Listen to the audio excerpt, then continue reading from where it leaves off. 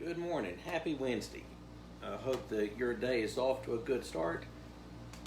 If you are into history at all, you will recognize that September 2nd is known in history as VJ Day. Victory over Japan Day. It was on this day in 1945 that the Japanese government signed the Articles of Surrender on the battleship Missouri. The USS Missouri signed them that morning in Tokyo Bay on the deck of the Missouri. It's a great place to visit. That ship is a museum ship now in Pearl Harbor. If you have the chance, you've got to go pay the extra money to get a guided tour. Because it is VJ Day, I'm drinking out of a mug I bought at Pearl Harbor a few years ago. But I'm not here to talk history, though I'd love to. Here to talk fruit of the Spirit. And Paul said, and the fruit of the Spirit is love, joy, peace, patience, kindness, goodness, faithfulness, gentleness, and self-control. Against such things there is no law. Here in Galatians 5, he sets off the works of the flesh with this long list of awful vices. Every and any vice you can think of. And then he says, but the fruit of the Spirit is love, joy, peace, patience, kindness, goodness, faithfulness, gentleness, and self-control. In the last week I was talking about patience. The fruit of the Spirit is patience. It's long-suffering. How well we do putting up with stuff. It's not how we do being patient and waiting for something to happen, but more it's how well we do when we're being wronged. And today we have some similar virtues, kindness and goodness. I'm going to sort of do these together because they're very nearly indistinguishable. And really, truth be told, I don't know that Paul has in mind, and he writes this, a hard and fast differentiation between the two because they are so similar.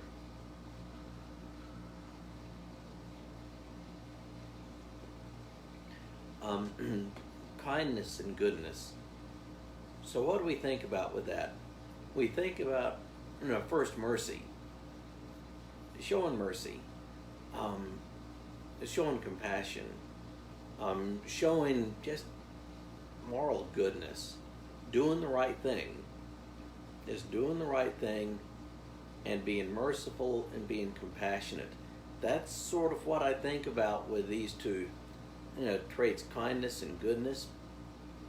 I referred to this last week, that we really should think of patience, kindness, and goodness, these three, as being like oil that makes living in community and living together possible. Because on our own, we don't do a real good job of it. Look at 2020. I mean, this has been a decade. Look at just the bitterness that is all over our society. The bitterness and the anger. And my friends, we need an awful lot more patience, kindness, and goodness. We need an awful lot more patience, kindness, and goodness. And the only way to get patience, kindness, and goodness is through surrender. There's nothing here that commands us, you go be kind, you go be good. Rather, patience, kindness, and goodness result from being filled with the Spirit and being in Christ. Patience, kindness, and goodness. And today, kindness and goodness. I think, and what I want to do is maybe tell some stories and illustrate it. Sometimes an illustration, an example is worth a whole lot of words. So, think of 2005, Hurricane Katrina. The city of New Orleans is buried underwater, and an ad hoc group of folks, local Louisianans, show up in their boats and start fishing people off rooftops and out of their houses. And then in subsequent floods, they sort of reformed to do the same thing. When Houston flooded a few years later in a hurricane, that same group of folks who by now sort of called themselves the Cajun Navy went in huge caravans, drove to Texas. I've seen pictures of miles of big trucks pulling boats, driving from Louisiana down to Texas. The Cajun Navy, I've heard, showed up in New Bern a couple of years ago when New Bern flooded so terribly. Just ordinary guys taking time off from work to do something good. Ordinary guys taking time off from work to do something good. Or 2016 Olympics. Great story in the women's 5,000 meters. Women's 5,000 meters. The woman that won that was Vivian Cheruiyot from Kenya. She set an Olympic record. And Vivian Cheruiyot from Kenya set an Olympic record in the women's 5,000 meters in the Rio Games 2016, but nobody's going to remember Miss Cheruiyot for setting an Olympic record. Rather, what gets remembered from that race is two women who finished last. Here's what happened. 2/3 of the way through the race, the runners are tightly bunched up, and you've got all these runners that are tightly bunched up in a pack, and it's real easy for them to trip over each other, legs to get crossed, and that's what happened. An American, Abby D'Agostino, New Zealand runner, Nikki Hamblin. Their legs get crossed, and they both go down in a heap on the track. D'Agostino hops back up, and Hamlin is still down. And D'Agostino stops, and instead of trying to run on, she helps Hamlin up. I want to read a little bit. Hamlin said this: I went down and I was like, what's happening? Why am I on the ground? Then suddenly there's his hand on my shoulder, and D'Agostino is saying, get up, we have to finish this. And I'm like, yep, you're right. This is the Olympic Games, we have to finish.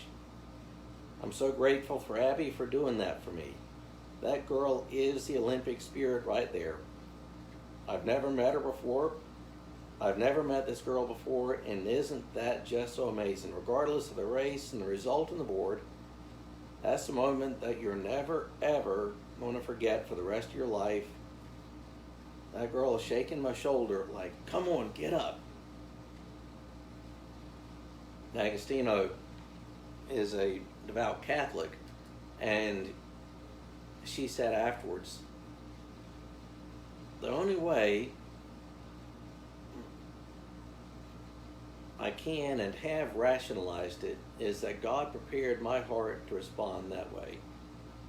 This whole time here, He's made clear to me that my experience in Rio was going to be about more than my race performance.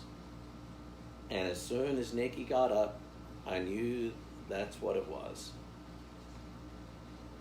The only way that I can rationalize it is that God prepared my heart to respond that way.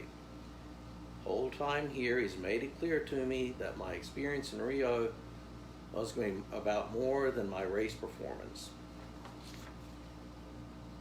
The American runner helps up the woman from New Zealand, encourage her, get up, you've got to finish this, the Olympic Games. You don't get another shot at this. Hamlin got up, and they both started running together. Hamlin ended up finishing the race. D'Agostino collapsed back on the track. She had a badly hurt knee and limped across the finish line a couple of minutes later, where at the end of the race they hugged again. Kindness and goodness. kindness and goodness. Another story. A few years ago, this also created great headlines. A group of Florida State football players went to visit a middle school. They go to visit a middle school there in Tallahassee, and it's a goodwill gesture. College teams do this a lot. So their coaching staff had sent some of their guys into one of the local middle schools to hang out with the kids and eat lunch with the kids. And star wide receiver for Florida State, I think this was in 2015 or 16, Travis Rudolph sat down and ate lunch with an autistic boy. This little 6th grade boy who's autistic ate lunch every day by himself. As a star wide receiver for Florida State, eat his lunchroom pizza with him. Patience, kindness, and goodness. Kindness and goodness. Kindness and goodness are not a command. They're a gift. Kindness and goodness are not commanded here, but kindness and goodness are a gift from God. As we are more and more filled with the Spirit, the closer we are to Christ, the more these fruit will show. So please don't take this to be me saying, go be kind, go be good. And if you take that away, then you've totally missed it. These are fruit. These are fruit. And they're gifts. To be kind and to be good, as in these examples, is a gift from God. And with that in mind, I hope that y'all have a great Wednesday. And in spite of all that is 2020, find ways to be filled with the Spirit, to show kindness and goodness. Have a great day.